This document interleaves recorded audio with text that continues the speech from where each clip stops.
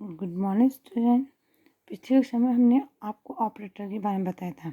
हमने कहा था ऑपरेटर वे होते हैं जो गणनाएं करने के लिए जिन चिन्हों का उपयोग किया जाता है उन चिन्हों को ऑपरेटर कहा जाता है, क्योंकि चिन्ह बहुत सारे होते हैं।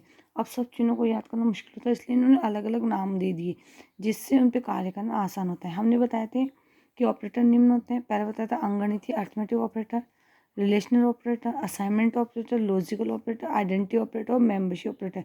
इन्हें हिंदी में कहे तो अंगणितीय संकारक, तुलनात्मक संकारक, निर्धारण संकारक, तार्किक संकारक, पहचान संकारक और सदस्य संकारक। ऑपरेटर को हम संकारक कहते हैं। आज हम सबसे पहले पढ़ेंगे अंगणितीय ऑपरेटर की अंगणितीय ऑपरेटर है क्या और किस प्रकार कहते हैं। देखिए, अंगणितीय ऑपरेटर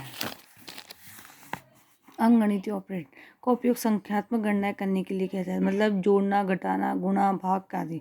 पाइथन में उपयोग में आने वाले अंगणितीय ऑपरेटर निम्न है। प्लस पता है जोड़ना, माइनस सब्ट्रैक्शन घटाना, मल्टीप्लिकेशन गुणा करना, डिवीजन डिवाइड करना, मॉड्यूशन शेषफल निकालना, फ्लोर डिवीजन पूर्णांक विभाजन और डबल स्टार का एक्सपोनेंट घातांक मतलब पावर।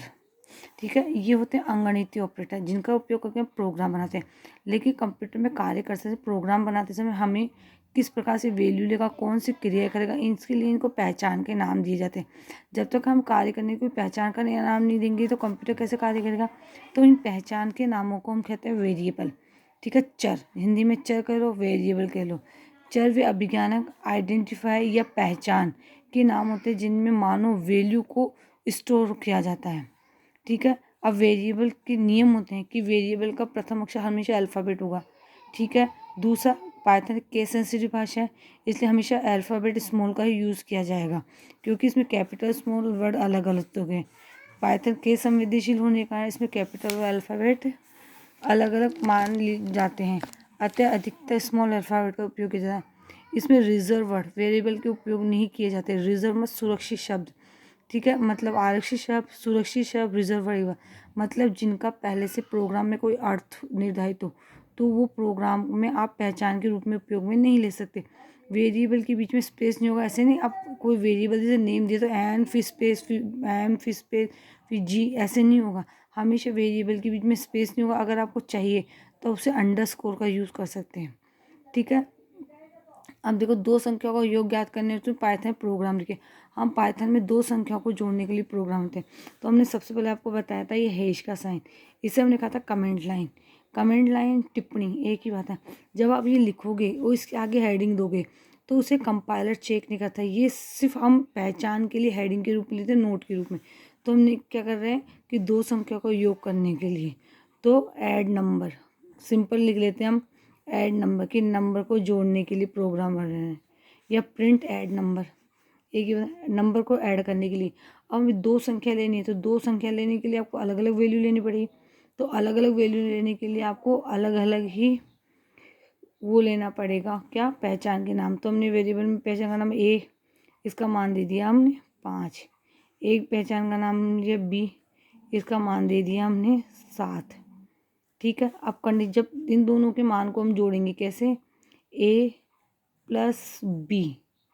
ठीक है, ए प्लस बी का मान तो जोड़ेंगे, लेकिन अब वैल्यू 5 और 7 12 होगी तो ये किसके द्वारा दिखाएगा। तो इस सूचना दिखाने के लिए, भेजने के लिए आप इक्वल का साइन लगाएंगे जिसे निर्धारण ऑपरेटर है, और कोई भी एक वेरिएबल ले लेंगे हम। सम ले लो, ऐड ले लो, कुछ भी ले लो। Sum equal to A plus B, तो ए और बी का मान जो कि 7 और 5 कितना हो जाएगा, 7 + 5 12। अब ये 12 मान आपको सम में प्रिंट कराना है, तो हम लिखेंगे प्रिंट, हमने बताया था आउटपुट में प्रिंट। अगर आपको मैसेज प्रिंट कराना है तो डबल इनवर्ट में लिख दीजिएगा सम इक्वल कॉमा सम। तो ये क्या करेगा, सम में मान प्रिंट करता। अब इसका जो आउटपुट आएगा वो इस तरह से आएगा। आउटपुट में जो आएगा वो इस तरह से आएगा आपके कि सम बराबर 12। ठीक है, अगर आप ये चीज़ नहीं दोगे, ये वाली चीज़ नहीं लिखोगे, खाली प्रिंट सम लिख दोगे, तो आउटपुट सिर्फ आपके इस तरह से लिखा हुआ आएगा 12। तो ये दो संख्याओं को योग ज्ञात करने हेतु पाइथन में प्रोग्राम लिखना है। अब मैं प्रोग्राम देती हूँ, आप लिखिएगा। एक प्रोग्राम में देती हूँ कि दो संख्याओं को गुणा, दो संख्याओं को गुणा करने हेतु पाइथन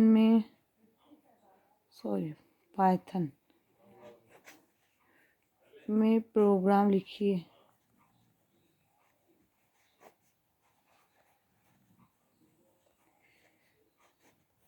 और एक क्वेश्चन और देती हूँ आपको। दो संख्याओं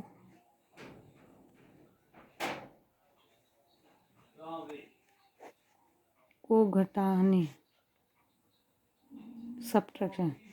घटाने हेतु पाइथन में प्रोग्राम लिखिए।